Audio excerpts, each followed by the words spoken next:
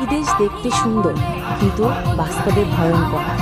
প্রবাস, এই একটি শব্দের মাঝেই লুকিয়ে আছে হাজারো না বলা কথা, চাপা কষ্ট আর থেমে থাকা চোখের পানি। কেউ সুখে প্রবাসে যায় না। প্রিয়জনদের ছেড়ে, আপন মাটি ছেড়ে, নিজের ভাষা ছেড়ে একটি মানুষ শুধু তখনই প্রবাসে পা বাড়ায় যখন জীবনের প্রয়োজন তাকে বাধ্য করে।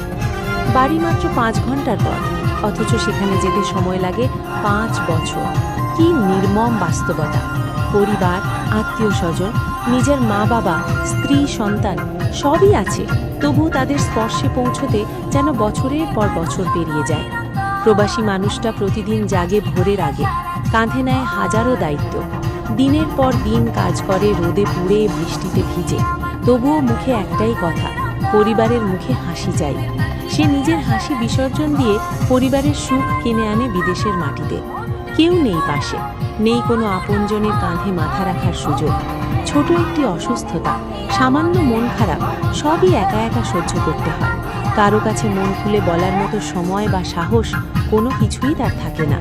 কেবল রাতে বিছানায় শুয়ে একা একা চোখের জল ফেলা আর ফোনের স্ক্রিনে মায়ের কণ্ঠ শোনা, বাবা কবে আসবি, এইটুকুই তার শান্তি। ছুটি মানে ইনকাম বন্ধ, ছুটি মানে ঋণের চিন্তা, সেই চিন্তাই তাকে বারবার পেছনে টানে। সে জানে দেশে গেলে হয়তো বুক ভরে নিঃশ্বাস নিতে পারবে, কিন্তু ফেরার পর পকেট খালি হলে পরিবারের চোখে অক্ষম হয়ে উঠবে। তাই সে যায় না, গেলেও দেরিতে। প্রবাসী মানুষের জীবনে ঈদ আসে না, উৎসব আসে না, আসে শুধু দায়িত্ব, কষ্ট আর সীমাহীন একাকিত্ব। ফোনে দেখা ছেলের ছবি, স্ত্রীর হাসি মুখ, মায়ের চোখের জল সবই হয়ে ওঠে তার জীবনের শক্তি, আবার দুর্বলতাও। শেষ কথা, প্রবাসীর জীবনটা ফুলে নয়, তাদের জীবন কাঁটায় মোড়া। আমরা যারা দেশে আছি, আমাদের উচিত তাদের কষ্টকে সম্মান করা, তাদের ভালোবাসা ও ত্যাগকে উপলব্ধি করা, কারণ ওরা নিজের স্বপ্ন বিসর্জন দিয়ে আমাদের স্বপ্ন পূরণ করে। বাড়ি মাত্র 5 ঘন্টার পথ, অথচ সেখানে যেতে সময় লাগে 5 বছর। কি নির্মম বাস্তবতা!